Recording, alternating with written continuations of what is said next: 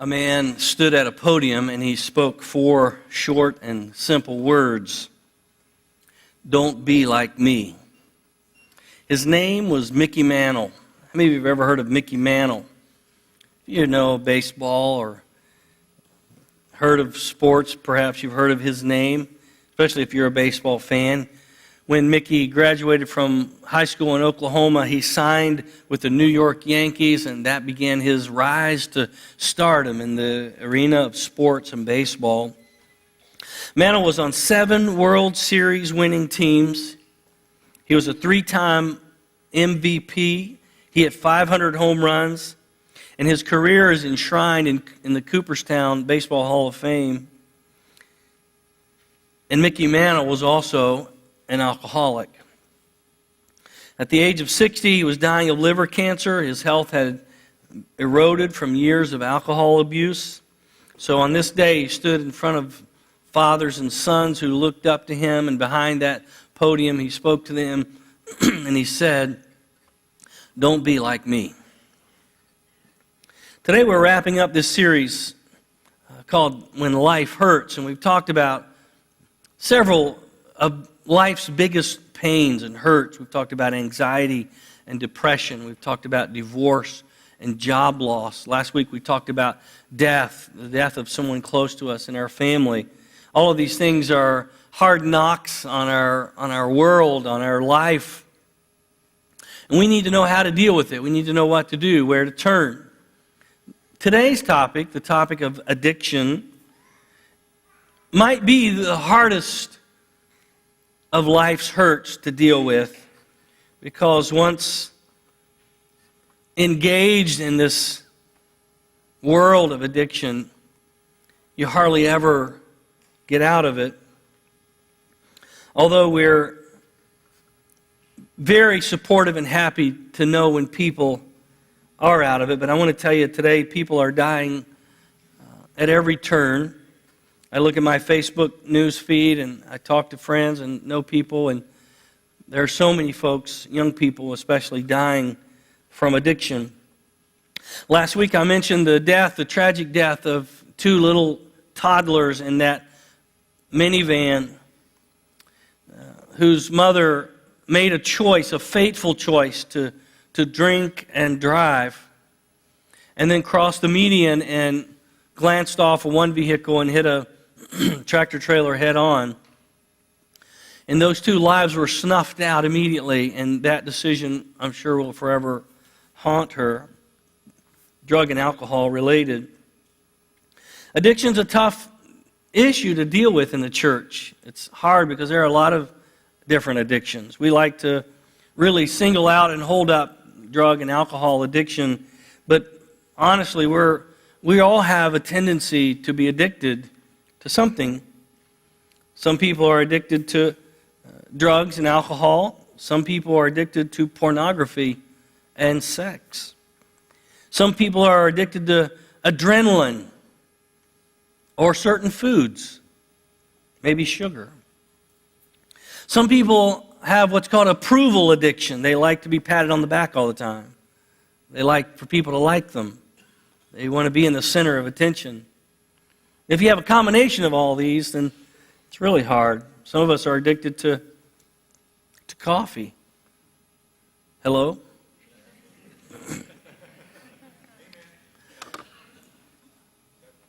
And that's an addiction.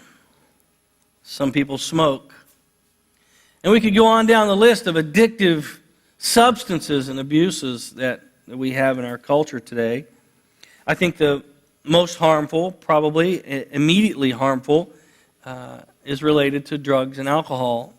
That would be legal prescription drugs and illegal drugs like cocaine and heroin and methamphetamines and so many others. And according to recent statistics over the last several years, West Virginia leads the nation in drug overdose deaths. People right here in our state who die because of the abuse or overuse of drugs. Now, we lead the nation in this. There are other things we'd rather lead the nation in. But I want to tell you, this problem is not just in West Virginia. It's in every small town in America. It's in every large city. It's in urban areas and rural areas. It's everywhere. David Sheff, who wrote a book called Beautiful Boy, tells the story of his young son, Nick, who had everything going for him. He had the looks, he had intelligence, he had athletic ability. He was just about every father's dream.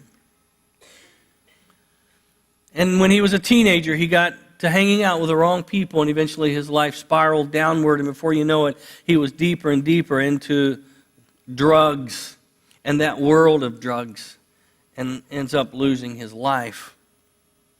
Sheff wrote a follow-up book to that called Clean, and he calls this problem America's greatest tragedy.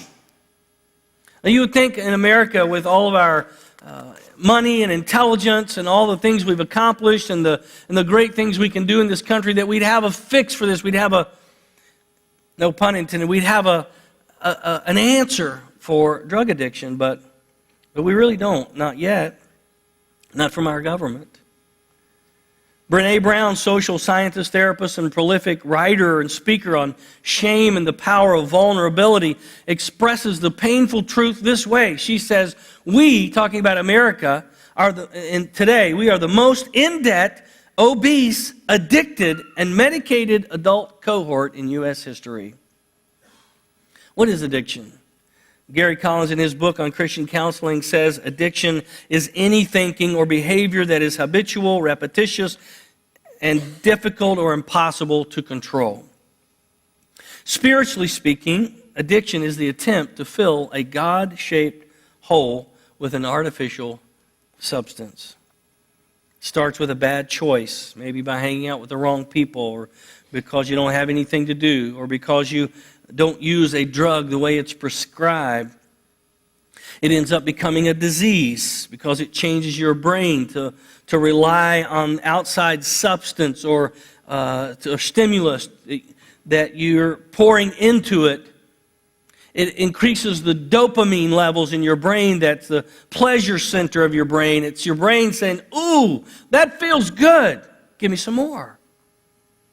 And so it's your brain.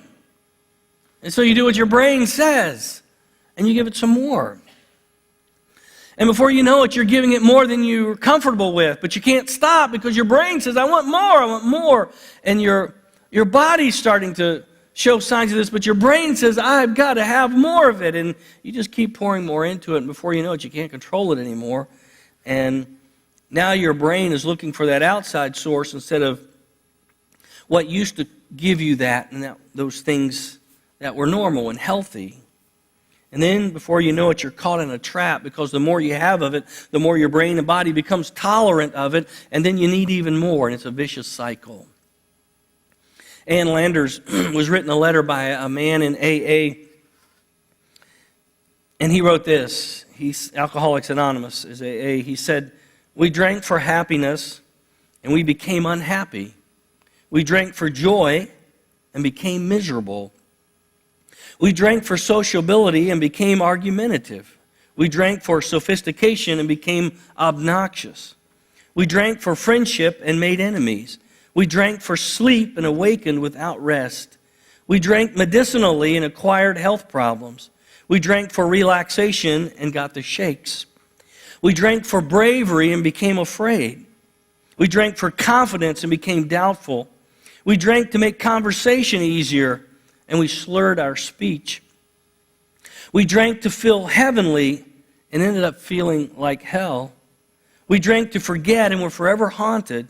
We drank for freedom and we became slaves. We drank to erase our problems and saw them multiply. We drank to cope with life and actually invited death. All ages of people are prone to addiction. Older adults become addicted to drugs, prescription drugs especially.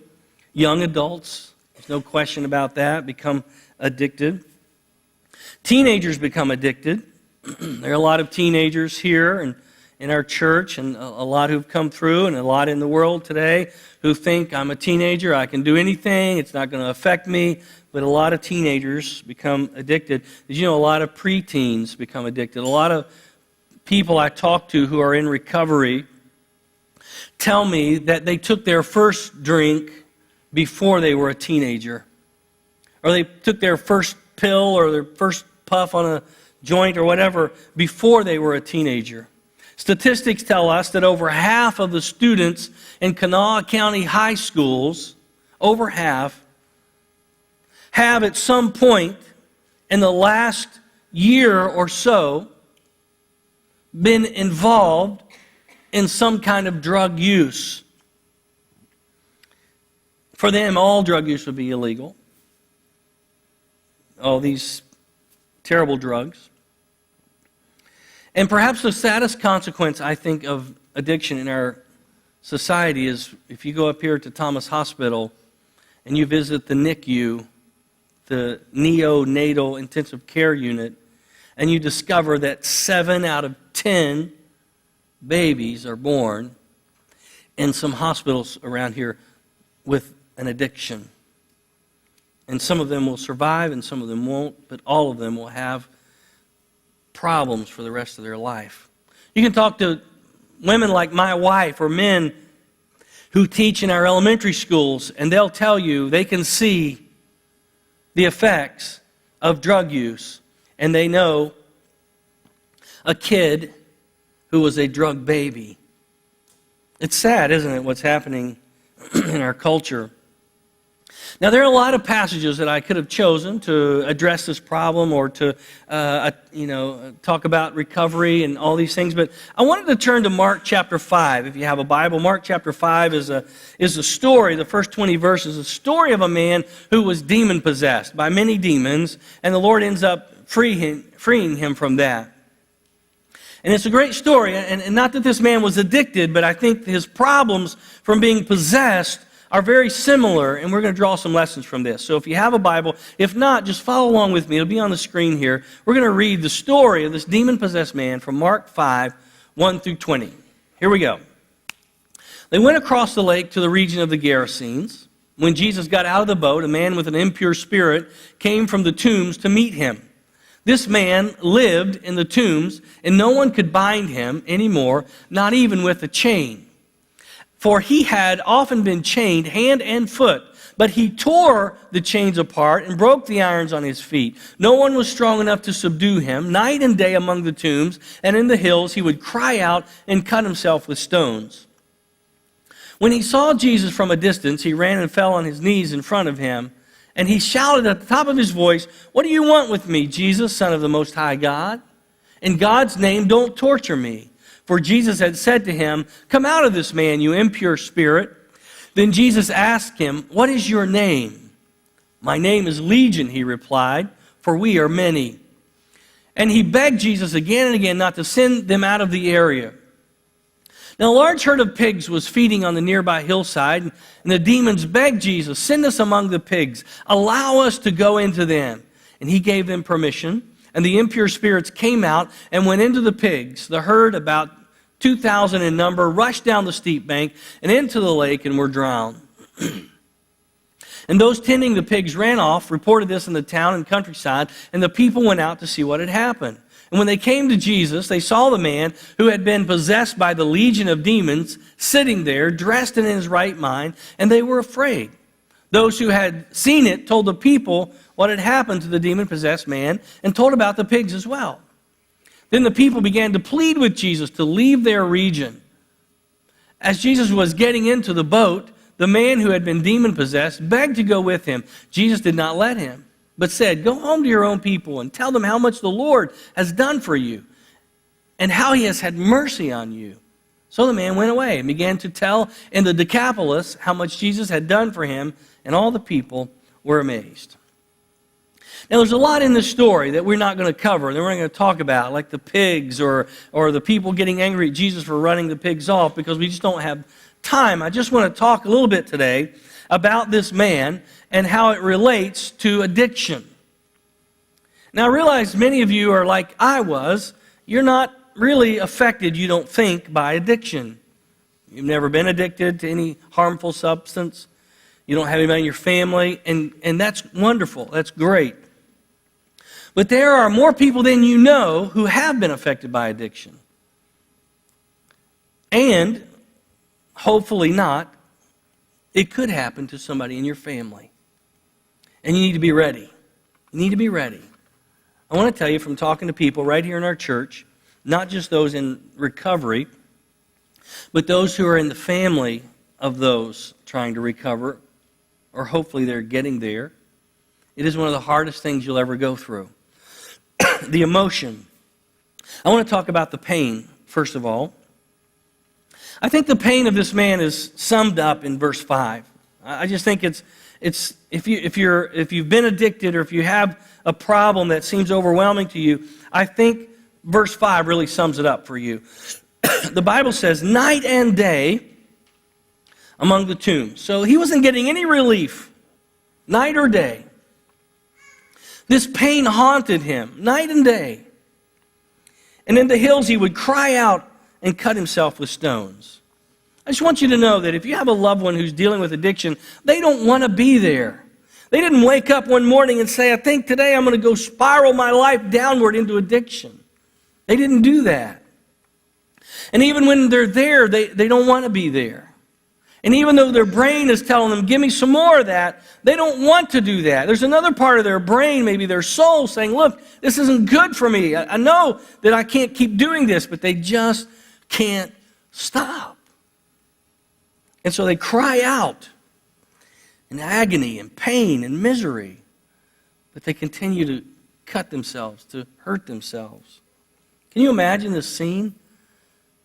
Can you imagine this terrible possession? There's a lot of pain. There's physical pain, the wear and tear on the man's body and a woman's body, and drugs is not good. It's often irreparable. And sometimes you can look at a person who's been strung out on drugs for a long time, and you can tell that their body has not been good for the wear of it. There's the mental pain. As I said earlier, addiction is a brain changer. And there are parts of your brain that know better, but there's other parts of your brain that are stronger, that want what you've been giving it. There's psychological pain. Can you imagine being discarded by society, just being pushed to the tombs, just being pushed to the fringe, and saying, look, you have ruined everything in your life and in ours, and we don't want to have anything to do with you. It's that feeling of being pushed out and discarded and alone. I had a guy come up to me the first service and say, there's one other thing you need to say, and that is the pain of being alone. Addiction is such a lonely place. And there's the relational pain. People in your life try to help you, and maybe they're helping you, but they're really hurting you by helping you. That's called enabling. If you're really hurting someone by helping them, if you're giving them what they say they want because you love them, and they're just using what you gave them to go get more of what they want, that's called enabling. And I want to tell you, parents, if you're a parent here of a child who is or will become addicted, don't be an enabler. It will be one of the hardest things you ever go through. This child who came from you is now begging you for money or for help. Not help they need, but the help they think they want. And one of the hardest things you're going to have to do is exercise what's called tough love. And it is hard to do. And maybe it means they can't come home, but if they don't come home, where are they going to go? So what are you going to do? You got to be ready for that. This relational pain is perhaps the hardest. I'm convinced in my study of this problem that a lot of the addiction problem is relational. It's relational. It's our relationship with each other. It's our relationship with God. And so what do? The spiritual pain, knowing that there's a God who says no to this, and fearing that God, like this man feared God. He feared the Son of the Most High. And so we keep these things a secret. And I want to tell you, secrets can ruin your life. The pain of secrecy in your life in these areas can ruin it. Just be careful that you're not keeping secrets from the people you love. So let's talk about the cure for this man and for all addicts and for all of us who are addicted to the pleasures of sin, and this life is the same. And it's in verse 6. Verse 6 says, when he saw Jesus from a distance, he ran and fell on his knees in front of him. Now, whatever else this man did that day, right or wrong, what he did there was the right thing.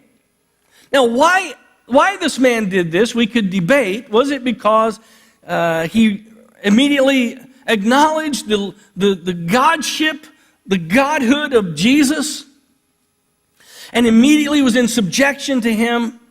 Or was this the part of the man who wanted help? He wanted help. And so he runs in desperation and throws himself at the feet of Jesus. Whatever he did, whyever he did it, that was the right thing to do. Because I want to tell you something. That is the cure. It's at the feet of Jesus. Steps 1 through 3 of the big book say this. We admitted we were powerless over alcohol, that our lives had become unmanageable. We were powerless. Started as a choice. I could still control it. But it became a disease. I can't control it anymore. Number 2, we came to believe that a power greater than ourselves could restore us to sanity. There's hope. There's hope. I was talking to another friend of mine in this church who isn't here today, who is in recovery and has been for a long time.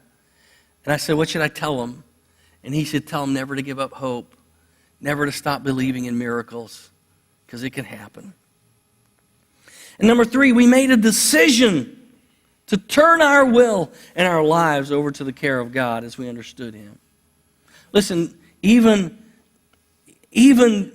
AA and other groups recognize that our fix, our cure is not in ourselves. It is in God.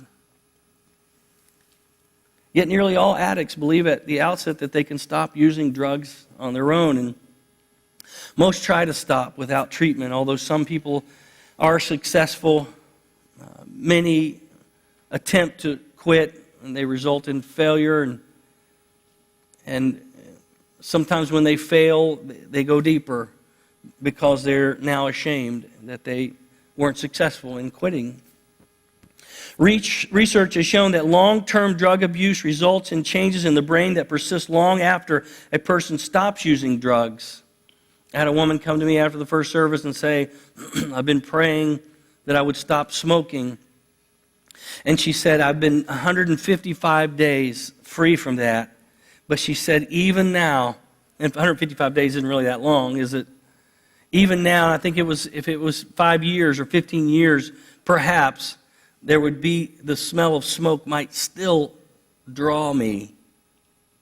So she's praying for that to end. What about drug offenders being put in jail? Will that help? Police officers, some of whom go to this church and other places, will probably agree that most criminal behavior that they combat every day is driven by drug use or drug overuse. Drug use and criminality are closely linked together. Look, regular people do stupid things when they're under the influence of drugs. You wonder, why in the world would they do something that stupid? It's the drug. It's the drug saying, I need more. I need more of it. Do whatever it takes. And we lose sense of reason, what's right and wrong. Jail time doesn't seem to help. In his book, Clean, David Sheff says that this is not helping the problem. Unless we take every drug offender and lock them up for the rest of their lives, we can't do that. We don't, as a society, we can't do that. We can't afford that. It's not the right thing to do anyway. And it doesn't seem to be helping. Rehab programs and facilities have tended to be the best place to start. I think we have, I see Rachel over here from Recovery Point, Charleston. I've got other things on my brain, Rachel. And you have some folks with you today? Awesome. And that is one of the most effective and successful programs and rehab programs that are out there today.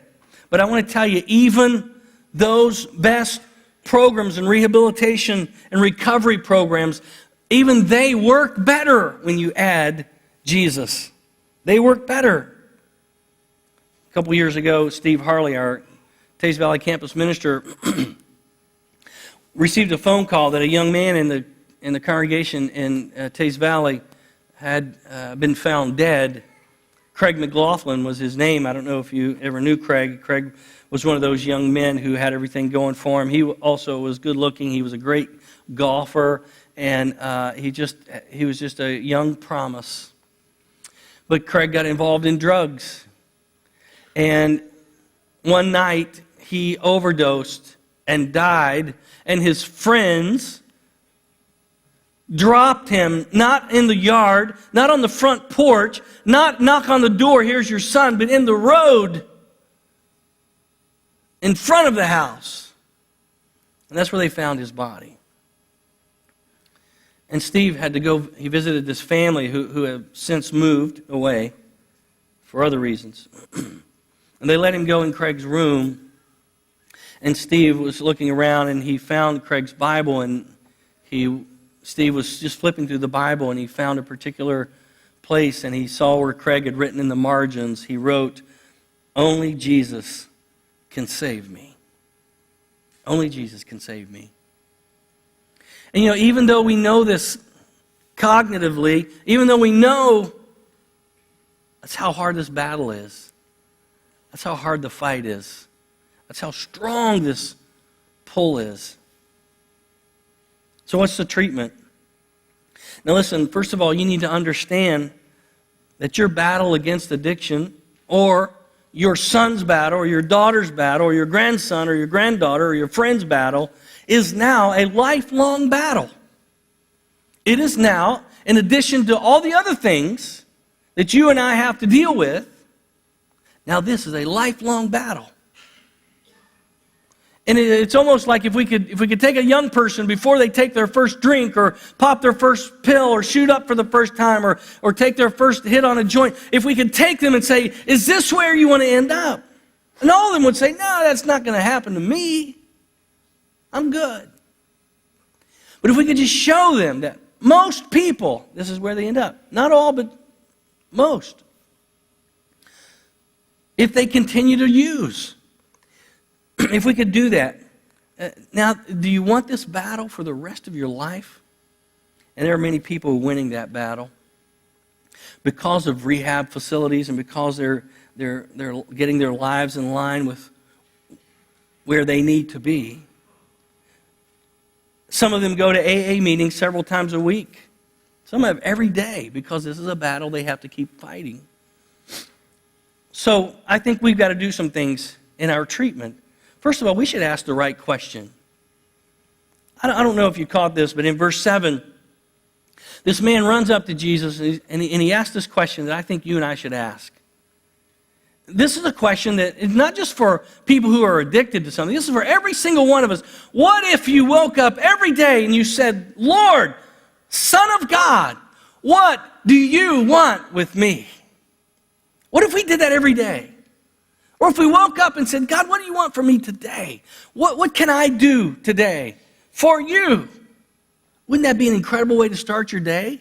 Instead of saying, how can I make more money? How can I influence more people? How can I get more for myself? How can I feel better about myself? What if we started our day with this question that may not have been asked in a way that we're going to ask it, but what if we asked this question in the right way and said, Lord, today, what do you want with me? What do you want with me today? You. What do you want with me? Because it's your will in my life. Wouldn't that be an awesome way to start the day? I think if you did that, and I did that every day for the rest of our lives, I believe that's the path to spiritual health. Every single day. Lord, what do you want with me today? Secondly, I think we have to surround ourselves with the right people. This man, no doubt, You know, there's something about these people who are more interested in the pigs than they were into this man. This guy was kind of a distraction. Some say that these were people who shouldn't have been raising these pigs. Maybe they were Jewish people. Maybe they had a sideline in the pork business. And now if you know anything about Jews and pork, they don't go together. And this guy was distracted. He was a distraction. And now that Jesus healed him, all attention was off. Or maybe it's just because they lost their profits. They were more concerned and angry at Jesus. Get out of here. You just cost us 2,000 heads of pork. They were more concerned about that than they were this man. Look, he needed some good people around him, didn't he? For the first time in a long time, I think he had some good people. Maybe he had to go back and apologize to some. If you practice steps 8 and 9 of the 12 steps, maybe you could make a list of what you've done to offend people, the people in your life, and then go to them and say, hey, I just want to make it right. I'm sorry. That would be so empowering. They would be on your side. Solomon said, the righteous choose their friends carefully, but the way of the wicked leads them astray. He also said, walk with the wise and become wise, for a companion of fools suffers harm. And those verses speak for themselves. Lastly, I think we need to engage in the right purpose. This guy, when he was all healed and the party was over, Jesus was getting ready to leave, he runs up to the boat and he says, hey, Lord, I want to go with you. You just set me free from all of my sorrow and my pain. I want to go with you. I want to be a disciple. Jesus said, no. You're not going to go with me. You go home. And you tell everybody what the Lord has done for you. Listen, whatever it is you're called to do with your hands, this is what you're called to do with your life. Is tell the story about what God has done for you. Go do that. Jesus said, go do it. You go do it. And the Bible says he did it. And everybody was amazed. Wow. I remember you. You were demon-possessed. And now you're free from this. Mickey Mantle had 4 sons, and all 4 of them developed alcohol problems. One of them died young, and chemical abuse was one of the reasons he died. So Mickey Mantle took off the mask that day, and he let go of what little control he had, and he went and got help. This is what Mickey Mantle's son, Mickey Mantle Jr., said about his dad. He said, out of all the things he did, the World Series teams he starred on, the home runs he hit, the records he broke, and even his induction into the Hall of Fame, what I admired him for the most was getting sober. I know some of you right now are hurting because of addiction, but today can be a brand new start if you'll fall at the feet of Jesus and get this cure. And then your treatment will go a lot better. Let's pray. God, thank you for your love and grace. I pray, God, today for anybody who is in the chains of addiction, or someone who's watching their son or daughter or grandson or granddaughter or somebody in their family get chained up by this. I pray, God, that you would help them to see who you are and what you want to do in our life, and you would help them help their loved one get to that place at your feet. God, I just lift up our congregation and our whole area. I pray for places like Recovery Point and other places all over this country that are truly helping people get to that place where you want them to shine. Lord, that's my prayer for us, that we would be that kind of a church where people can come here with any chains and be set free and shine for you. That's my prayer in Jesus' name. Amen. So today, we're going to give you the opportunity to respond like we do every week. And here's some decisions you could make today. Maybe you don't know Jesus. Maybe you don't know Christ. You've never trusted him for salvation. We're going to invite you to do that today. Maybe today's the day you throw yourself at his feet and say, Lord, I can't do this myself. I can't make it another day without you. I need you. We're going to ask you to do that. Maybe you've done that, and now you're wondering, what do I do? If you've never been baptized into Christ, we need to do that. That's what people did in the New Testament, and we need to do that to show everybody that, hey, I'm a new person. I'm born again. I've been saved by the Lord. Maybe you've done that, and you're just kind of floating around. You don't have anywhere to land. You're like a French fry without a bag to go into. I don't know why I just thought of that, but you need a home. You need a home. And maybe this is the place where you're going to call home. I must be hungry or something.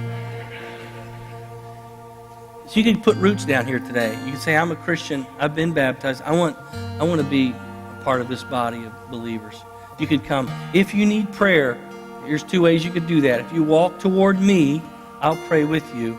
If you walk toward this platform, I'll understand you want to pray here alone. And so we invite you to do these things today. Stand up with me. Steve will lead us in this song, and then we'll be dismissed.